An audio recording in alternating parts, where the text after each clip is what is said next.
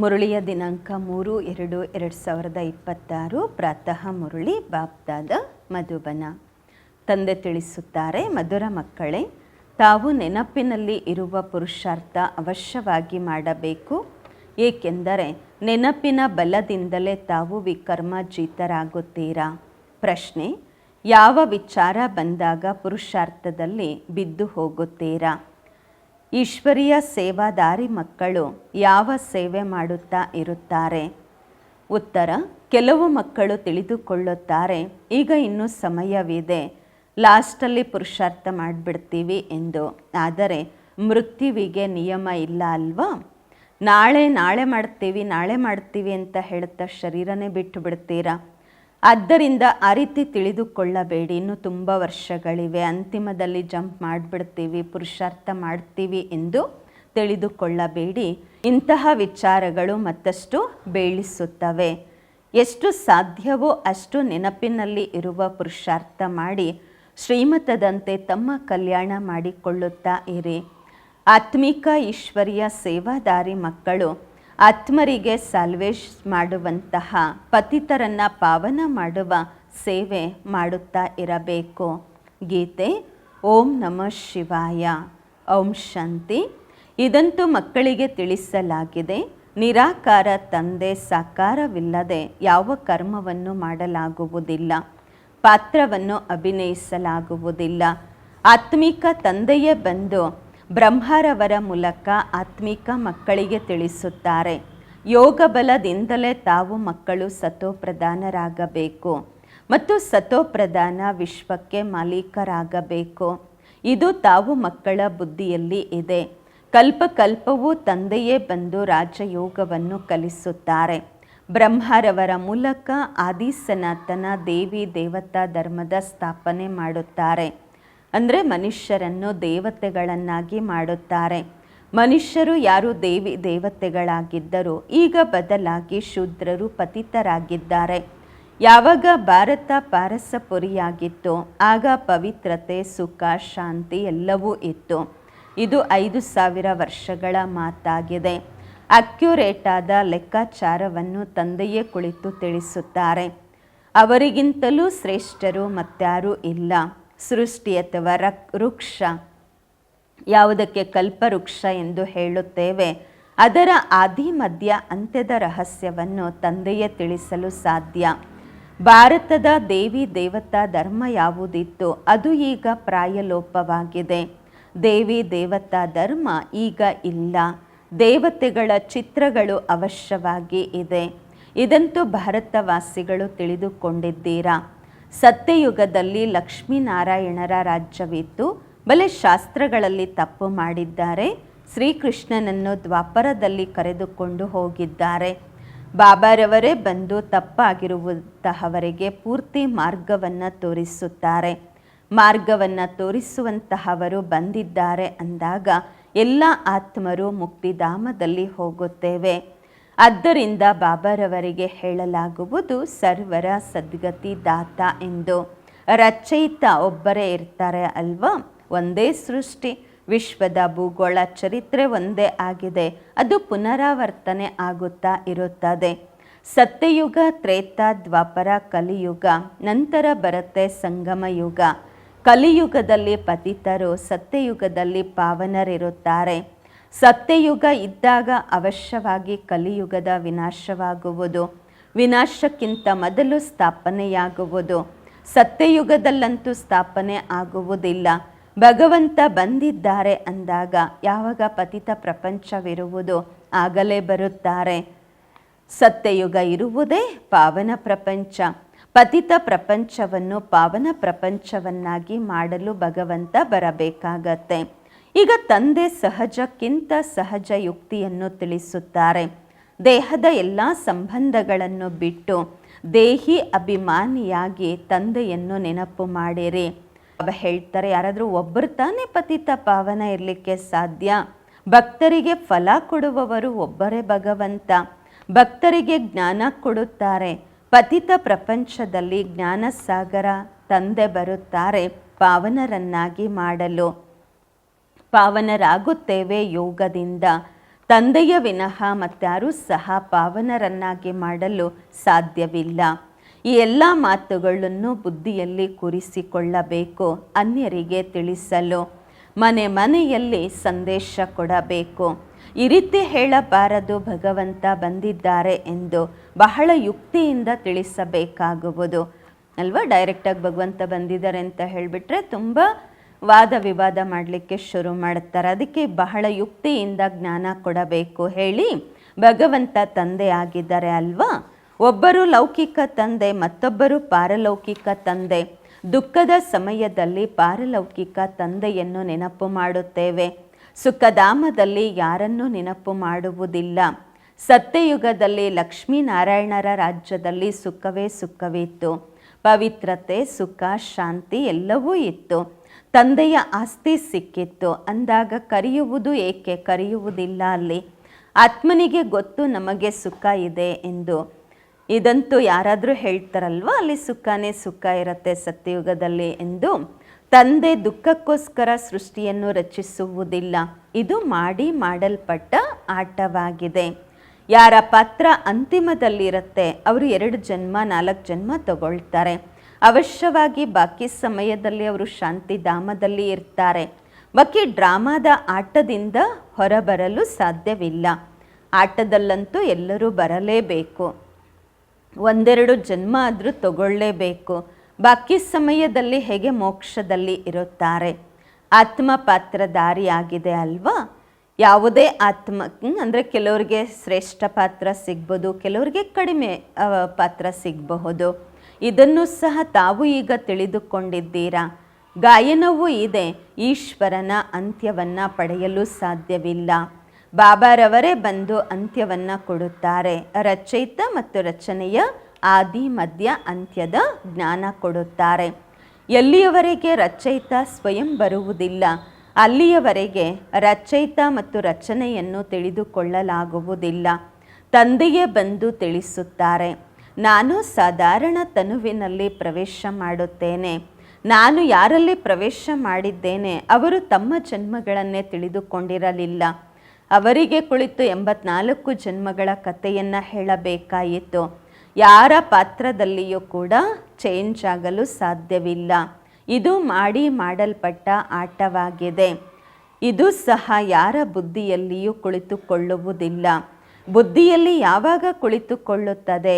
ಯಾವಾಗ ಪವಿತ್ರವಾಗಿದ್ದು ತಿಳಿದುಕೊಳ್ಳುತ್ತಾರೆ.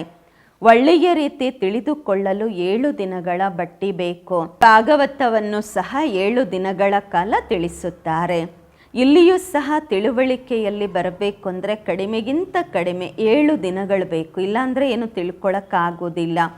ಕೆಲವರಂತೂ ಒಳ್ಳೆಯ ರೀತಿ ತಿಳಿದುಕೊಳ್ಳುತ್ತಾರೆ. ಇನ್ನು ಕೆಲವರು 7 ದಿನ ತಿಳಿದುಕೊಂಡರೂ ಸಹ ಏನೂ ಗೊತ್ತಿರಲ್ಲ. ಬುದ್ಧಿಯಲ್ಲಿ ಕುಳಿತುಕೊಳ್ಳುವುದೇ ಇಲ್ಲ.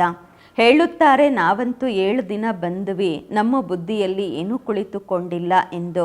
ಶ್ರೇಷ್ಠ ಪದವಿಯನ್ನು ಪಡೆಯಲಾಗಲಿಲ್ಲವೆಂದರೆ ಶ್ರೇಷ್ಠ ಪದವಿಯನ್ನು ಪಡೆಯುವಂತಹದ್ದು ಇಲ್ಲವೆಂದರೆ ಬುದ್ಧಿಯಲ್ಲಿ ಕುಳಿತುಕೊಳ್ಳುವುದಿಲ್ಲ. ಒಳ್ಳೆಯದು. ಮತ್ತೆಯೂ ಅವರ ಕಲ್ಯಾಣವಂತೂ ಆಯಿತು ಅಲ್ವಾ. ಪ್ರಜೆಗಳಂತೂ ಆ ರೀತಿಯೇ ತಯಾರಾಗ್ತಾರೆ. ಬಾಕಿ ರಾಜ್ಯ ಭಾಗ್ಯ ಪಡೆಯುವುದರಲ್ಲಿ ಗುಪ್ತ ಪರಿಶ್ರಮ ಬೇಕು. ತಂದೆಯನ್ನು ನೆನಪು ಮಾಡುವುದರಿಂದಲೇ ವಿಕರ್ಮಗಳು ವಿನಾಶವಾಗುತ್ತವೆ. ಈಗ ಮಾಡದೇ ಇರಿ. ಆದರೆ ತಂದೆಯ ಮಾರ್ಗದರ್ಶನವಂತೂ ಇದಾಗಿದೆ. ಪ್ರಿಯವಾದ ವಸ್ತುವನ್ನು ನೆನಪು ಮಾಡಲಾಗುತ್ತೆ ಅಲ್ವಾ. ಭಕ್ತಿ ಮಾರ್ಗದಲ್ಲಿಯೂ ಗಾಯನವಿದೆ. ಏ ಪತಿತ ಪಾವನ ಬನ್ನಿ. ಈಗ ಅವರು ಸಿಕ್ಕಿದ್ದಾರೆ. ಹೇಳುತ್ತಿದ್ದಾರೆ ನನ್ನನ್ನು ನೆನಪು ಮಾಡಿದಾಗ ತುಕ್ಕು ಬಿಟ್ಟು ಹೋಗುವುದು. ರಾಜ್ಯ ಭಾಗ್ಯ ಸುಮ್ಮನೆ ಹಾಗೆ ಸಿಗುವುದಿಲ್ಲ. ಸ್ವಲ್ಪ ಪರಿಶ್ರಮ ಪಡಬೇಕಾಗುವುದು. ನೆನಪಿನಲ್ಲಿಯೇ ಪರಿಶ್ರಮವಿರುವಂತಹದ್ದು. ಮುಖ್ಯವಾಗಿರುವುದು ನೆನಪಿನ ಯಾತ್ರೆ. ಬಹಳ ನೆನಪು ಮಾಡುವಂತಹವರು ಕರ್ಮಾತೀತ ಅವಸ್ಥೆಯನ್ನು ಹೊಂದುತ್ತಾರೆ. ಪೂರ್ತಿ ನೆನಪೇ ಮಾಡದೇ ಇರುವಂತಹವರು ವಿಕರ್ಮ ವಿನಾಶ ಮಾಡಿಕೊಳ್ಳುವುದಿಲ್ಲ. ಯೋಗ ಬಲದಿಂದಲೇ ವಿಕರ್ಮ ಜೀತರಾಗಬೇಕು. ಮೊದಲು ಸಹ ಯೋಗ ಬಲದಿಂದಲೇ ವಿಕರ್ಮಗಳನ್ನು ಗೆದ್ದಿದ್ದು.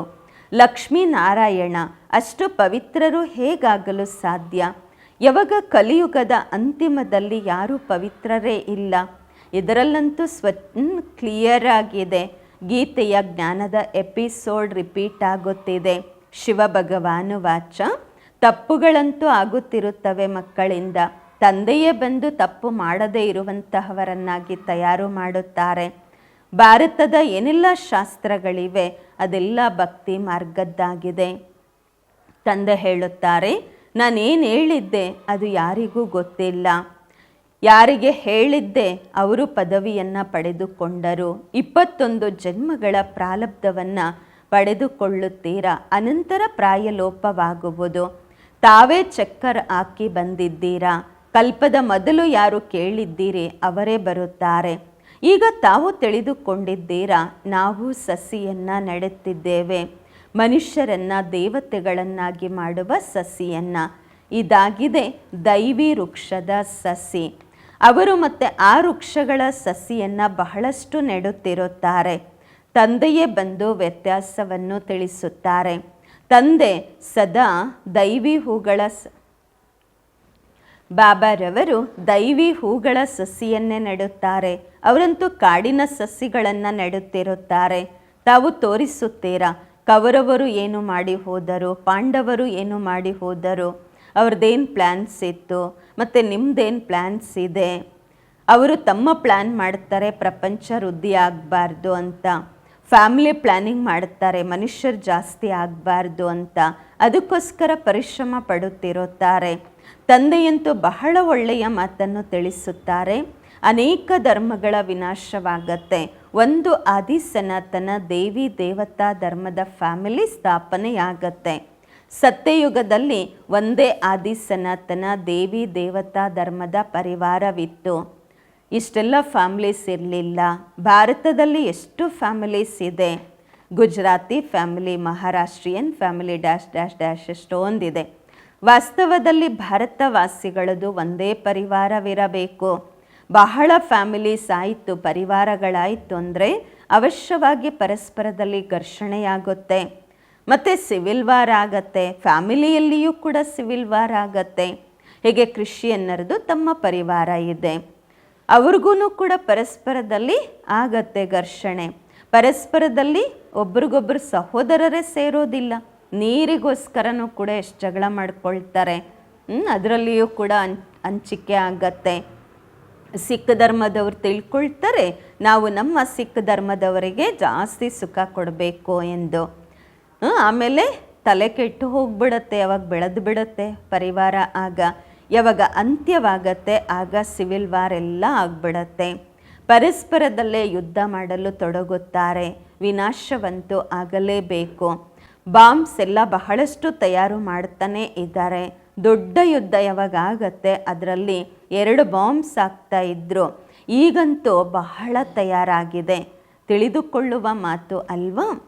ತಮಗೆ ತಿಳಿಸಲಾಗತ್ತೆ ಈ ಯುದ್ಧ ಅದೇ ಮಹಾಭಾರತದ ಯುದ್ಧವಾಗಿದೆ. ದೊಡ್ಡ ದೊಡ್ಡವರು ಯಾರೆಲ್ಲ ಇದ್ದಾರೆ ಅವ್ರು ಹೇಳ್ತಾರೆ, ಒಂದು ವೇಳೆ ಈ ಯುದ್ಧವನ್ನು ಬಂದ್ ಮಾಡಲಿಲ್ಲವೆಂದರೆ ಪೂರ್ತಿ ಪ್ರಪಂಚಕ್ಕೆ ಬೆಂಕಿ ಬೀಳುವುದು.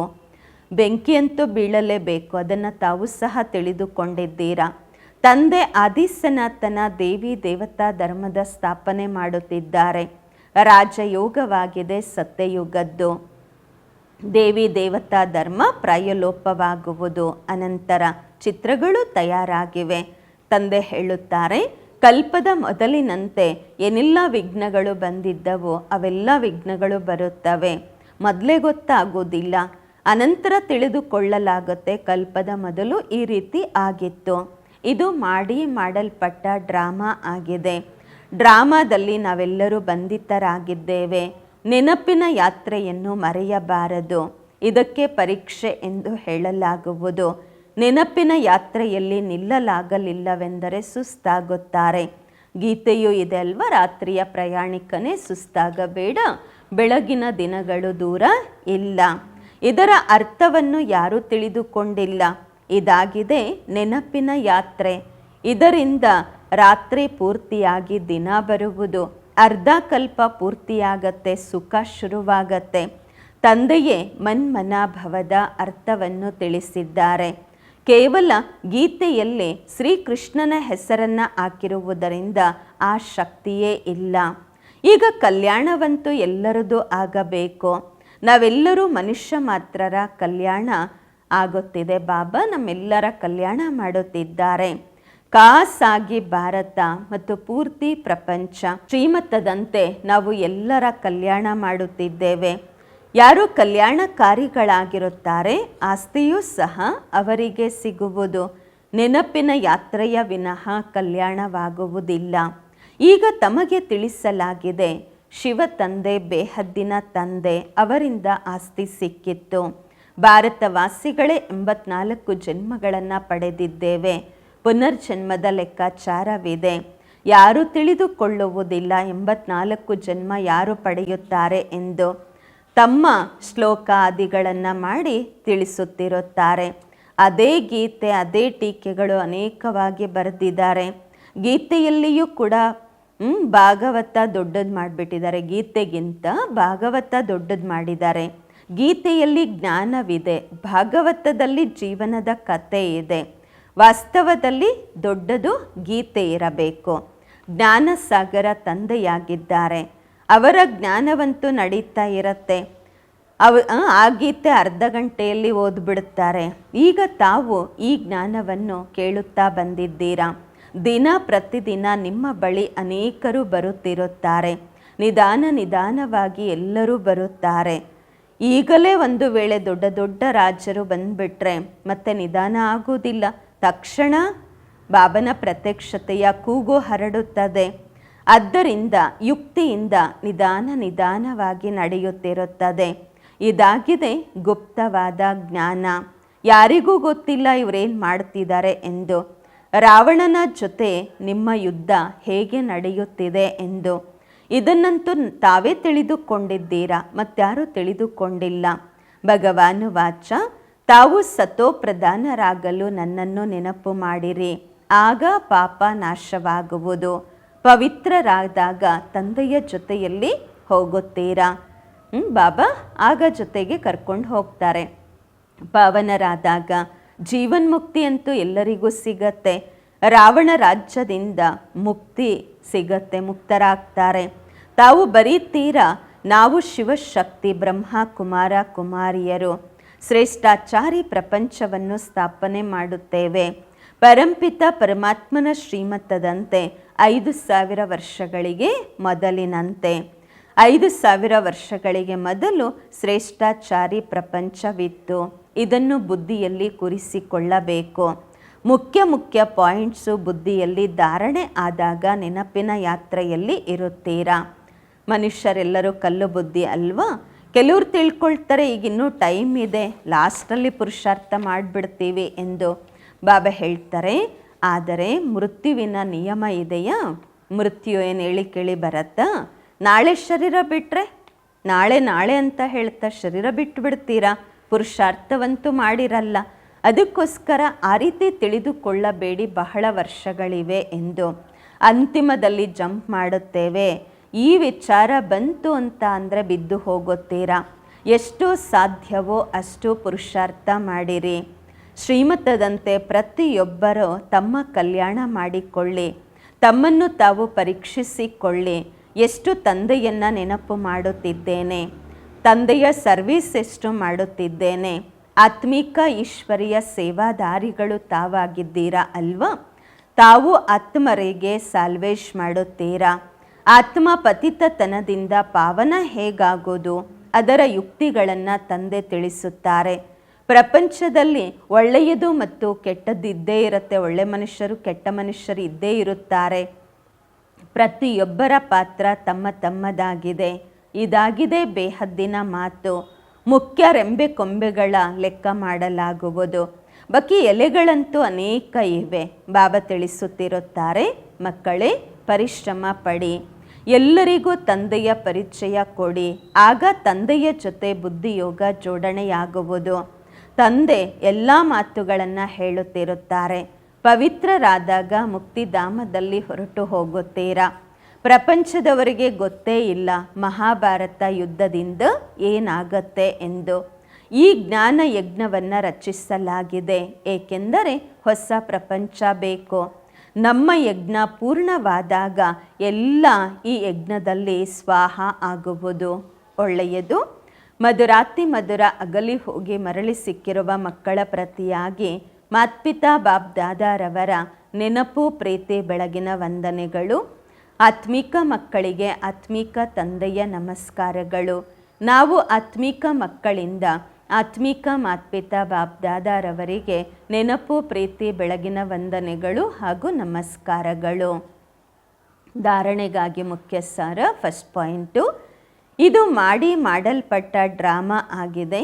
ಆದ್ದರಿಂದ ವಿಘ್ನಗಳಿಗೆ ಹೆದರಬಾರದು. ವಿಘ್ನಗಳಲ್ಲಿ ನೆನಪಿನ ಯಾತ್ರೆಯನ್ನು ಮರೆಯಬಾರದು. ಗಮನವಿರಬೇಕು. ನೆನಪಿನ ಯಾತ್ರೆ ಎಂದಿಗೂ ನಿಲ್ಲಬಾರದು. ಎರಡನೇ ಪಾಯಿಂಟು, ಪಾರಲೌಕಿಕ ತಂದೆಯ ಪರಿಚಯ ಎಲ್ಲರಿಗೂ ಕೊಡುತ್ತಾ ಪಾವನರಾಗುವ ಯುಕ್ತಿ ತಿಳಿಸಬೇಕು. ದೈವಿ ವೃಕ್ಷದ ಸಸಿಯನ್ನು ನೆಡಬೇಕು. ವರದಾನ, ನನ್ನತನವನ್ನು ತ್ಯಾಗ ಮಾಡಿ ಸೇವೆಯಲ್ಲಿ ಸದಾ ಮುಳುಗಿರುವಂತಹ ತ್ಯಾಗಮೂರ್ತಿ ಸೇವಾದಾರಿ ಆಗಿರಿ. ನನ್ನತನವನ್ನು ತ್ಯಾಗ ಮಾಡಿ ಸೇವೆಯಲ್ಲಿ ಸದಾ ಮುಳುಗಿರುವಂತಹ ತ್ಯಾಗಮೂರ್ತಿ ಸೇವಾದಾರಿ ಆಗಿರಿ. ವರದಾನದ ವಿಶ್ಲೇಷಣೆ. ಸೇವಾದಾರಿ ಸೇವೆಯಲ್ಲಿ ಸಫಲತೆಯ ಅನುಭೂತಿ ಯಾವಾಗ ಮಾಡಲು ಸಾಧ್ಯವೆಂದರೆ ಯಾವಾಗ ನನ್ನತನವನ್ನು ತ್ಯಾಗ ಮಾಡುತ್ತೀರಾ. ನಾನು ಸೇವೆ ಮಾಡುತ್ತಿದ್ದೇನೆ, ನಾನು ಸೇವೆ ಮಾಡದೆ, ಈ ಸೇವೆಯ ಭಾವವನ್ನು ತ್ಯಾಗ ಮಾಡಬೇಕು. ನಾನು ಮಾಡಲಿಲ್ಲ, ನನ್ನಿಂದ ಬಾಬಾ ಮಾಡಿಸ್ತಾ ಇದ್ದಾರೆ, ಮಾಡಿಸುವಂತಹವರು ಬಾಬಾ ಆಗಿದ್ದಾರೆ. ಈ ನನ್ನತನ ಬಾಬಾರವರ ಪ್ರೀತಿಯಲ್ಲಿ ಲೀನವಾಗಬೇಕು. ಇದಕ್ಕೆ ಹೇಳಲಾಗತ್ತೆ ಸೇವೆಯಲ್ಲಿ ಸದಾ ಮುಳುಗಿರುವಂತಹ ತ್ಯಾಗಮೂರ್ತಿ ಸತ್ಯ ಸೇವಾದಾರಿ ಎಂದು. ಮಾಡಿಸುವಂತಹ ತಂದೆ ಮಾಡಿಸುತ್ತಿದ್ದಾರೆ, ನಾನು ನಿಮಿತ್ತ ಅಷ್ಟೇ. ಸೇವೆಯಲ್ಲಿ ನನ್ನತನ ಮಿಕ್ಸ್ ಆಗುವುದು ಎಂದರೆ ಅರ್ಥ ಮೋಹತಾಜ್ ಆಗುವಂತಹದ್ದಾಗಿದೆ. ಸತ್ಯ ಸೇವಾದಾರಿಗಳಲ್ಲಿ ಈ ಸಂಸ್ಕಾರವಿರಲು ಸಾಧ್ಯವಿಲ್ಲ. ಸ್ಲೋಗನ್, ವ್ಯರ್ಥವನ್ನು ಸಮಾಪ್ತಿ ಮಾಡಿದಾಗ ಸೇವೆಯ ಆಫರ್ ಸನ್ಮುಖದಲ್ಲಿ ಬರುತ್ತದೆ. ವ್ಯರ್ಥವನ್ನು ಸಮಾಪ್ತಿ ಮಾಡಿದಾಗ ಸೇವೆಯ ಅವಕಾಶಗಳು ಸನ್ಮುಖದಲ್ಲಿ ಬರುತ್ತವೆ. ಅವ್ಯಕ್ತ ಇಶಾರೆ. ಏಕತೆ ಮತ್ತು ವಿಶ್ವಾಸದ ವಿಶೇಷತೆಯ ಮೂಲಕ ಸಫಲತಾ ಸಂಪನ್ನರಾಗಿರಿ. ಏಕತೆಗಾಗಿ ಸ್ವಯಂನಲ್ಲಿ ಸಮಾವೇಶ ಮಾಡಿಕೊಳ್ಳುವ ಶಕ್ತಿ ಬೇಕು. ಇದರಿಂದ ಅನ್ಯರ ಸಂಸ್ಕಾರಗಳು ಕೂಡ ಅವಶ್ಯವಾಗಿ ಶೀತಲವಾಗುತ್ತವೆ. ಸದಾ ಪರಸ್ಪರದಲ್ಲಿ ಸ್ನೇಹ, ಏಕತೆಯ ಭಾವನೆಯಿಂದ ಸಂಪರ್ಕದಲ್ಲಿ ಬನ್ನಿ. ಗುಣಗ್ರಾಹಿ ಆಗಿರಿ, ಆಗ ಏಕತೆ ಕಾಯಂ ಆಗಿರಲು ಸಾಧ್ಯ. ನಿಮ್ಮ ಸಂಘಟನೆಯ ಶುಭ ಭಾವನೆ ಅನೇಕ ಆತ್ಮರಿಗೆ ಭಾವನೆಯ ಫಲ ಕೊಡಿಸಲು ನಿಮಿತ್ತವಾಗುವುದು. ಅವರಿಗೆ ಹೊಸ ಮಾರ್ಗ ಸಿಗುವುದು. ಓಂ ಶಾಂತಿ.